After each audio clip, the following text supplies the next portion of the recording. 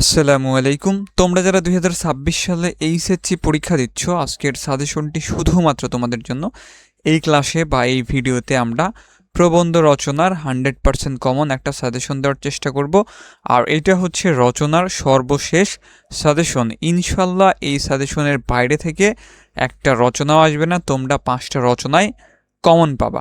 ওকে, তাহলে চলো আর কথা না বাড়িয়ে সাজেশন ক্লাসটা শুরু করা যাক। আমরা বিগত বছরগুলোতে দেখে আসছি ওই 5টা বিভাগ থেকে 5টা রচনা আসে, যেমন নৈতিকতা ও মূল্যবোধ এই টাইপের বিভাগ থেকে একটা আসে, বিজ্ঞান ও প্রযুক্তি থেকে একটা আসে, জাতীয় চেতনা থেকে একটা আসে, শিল্প ও অর্থনীতি থেকে একটা আসে, আর একটা হচ্ছে সাম্প্রতিক বিষয়বলী। তো এই 5টা বিভাগকে কেন্দ্র করে 5 ধরনের রচনা এসে থাকে। আমাদের যে কোনো একটা রচনা দিয়ে দিলেই হবে। পরীক্ষাতে তোমার এই 5টা বিভাগই পড়ার দরকার নাই। এখান থেকে তোমার যে 2টা বা 3টা বিভাগের রচনা পড়তে মন চায়, তুমি যদি পড়তে পারো তাহলেই তুমি ওই 2টা বিভাগ পড়লে ইনশাল্লাহ 2টাই কমন পাবা, 3টা বিভাগ পড়লে ইনশাল্লাহ 3টাই কমন পাবা। সাজেশনটা এইভাবেই সাজানো আর কি। তো ওই যে ওইটাই তোমরা যদি ধরো নৈতিকতা মূল্যবোধ পড়লা, বিজ্ঞান ও প্রযুক্তি পড়লা, সাথে জাতীয় চেতনাটা একটু দেখলাম। আবার চাইলে বিজ্ঞান ও প্রযুক্তি পড়তে পারো, জাতীয় চেতনা পড়তে পারো, সাথে একটু শিল্প অর্থনীতি দেখলাম। তো এভাবে পড়া যেতে পারে। বাংলা দ্বিতীয় পত্র ব্যাকরণ স্পেশাল সাজেশন। এই সাজেশনে 1 থেকে 7 পর্যন্ত উত্তর সহ থাকবে, লিখিত অংশের সাজেশন থাকবে, লিখিত অংশ লেখার নিয়ম থাকবে। ব্যাকরণ অংশে এই সাজেশনে কমন সম্ভাবনা 95% প্লাস। ডিসক্রিপশনে সাজেশন ডেমো এবং পাবলিক রিভিউ দেওয়া হলো। আর এই সাজেশনটা হোয়াটসঅ্যাপে পিডিএফ আকারেই দেওয়া হবে। যারা নিতে চাও বিকাশ বা নগদে 99 টাকা সেন্ড মানি দিলে আমি তোমাদেরকে সাজেশন পিডিএফটা দিয়ে দিব। তো এখন আমরা এই প্রত্যেকটা বিভাগ থেকে রচনাগুলো দেখে নিব।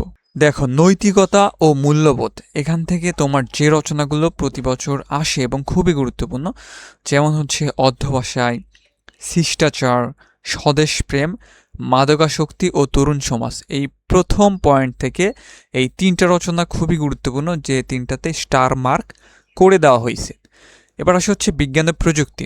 আমি মনে করি প্রত্যেকটা স্টুডেন্টের রচনা লিখতে গেলে বা রচনা লেখার জন্য বিজ্ঞান ও প্রযুক্তি এই পয়েন্টটা সিলেক্ট করা উচিত।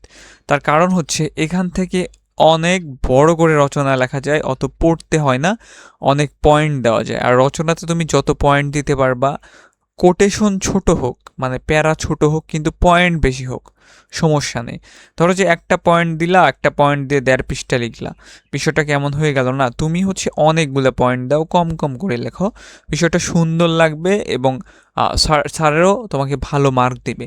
তো বিজ্ঞান ও প্রযুক্তি যদি তুমি থেকে উত্তর করতে পারো, তাহলে অনেক বড় করে লেখা যাবে এবং তোমার জন্য সহজ হবে। আর এই চ্যানেলে তোমার এই বিজ্ঞান ও প্রযুক্তির রচনা আর আরও টপ 10টা রচনার পয়েন্ট দেওয়া আছে 20টা করে, ওই ভিডিওটা দেখে নিতে পারো। আমি শেষে ট্যাগ করে দিব। বিজ্ঞান ও প্রযুক্তি থেকে এই রচনাগুলো খুবই গুরুত্বপূর্ণ। দৈনন্দিন জীবনে বিজ্ঞান ও প্রযুক্তি, চিকিৎসা ক্ষেত্রে বিজ্ঞান, কৃষিকাজে বিজ্ঞান, মানব কল্যাণে বিজ্ঞান, আধুনিক তথ্য প্রযুক্তি ও বর্তমান বাংলাদেশ, শিক্ষাক্ষেত্রে তথ্য প্রযুক্তির ব্যবহার।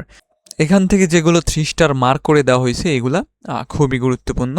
এবার জাতীয় চেতনা। এখান থেকেও একটা রচনা এসে থাকে। জাতীয় চেতনা থেকে তোমার আন্তর্জাতিক মাতৃভাষা দিবস, এইটা, মুক্তিযোদ্ধার চেতনা, 21-এর চেতনা। এখান থেকে তোমার এই আন্তর্জাতিক মাতৃভাষা দিবস আর 21-এর চেতনা প্রায় একই হবে।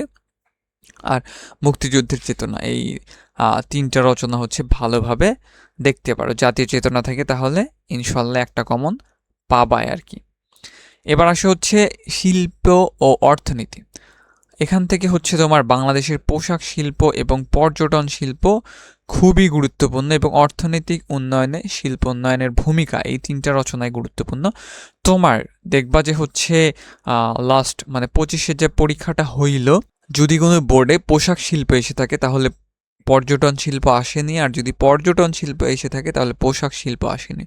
তো এই 2টা রচনা খুবই গুরুত্বপূর্ণ, 2টার একটা তোমরা পাবাই। যদি তোমার বোর্ডে পোশাক শিল্পে এসে থাকে, তুমি যে বোর্ডের আন্ডারে পরীক্ষা দিবা, তো ওখানে যদি পোশাক শিল্প এসে থাকে তাহলে এই পর্যটন শিল্প এবং শিল্প উন্নয়নের ভূমিকা, এই 2টা একটু পড়বা আর কি। আর যদি পর্যটন শিল্প এসে থাকে তাহলে 1 নাম্বার আর 3 নাম্বারটা পড়বা।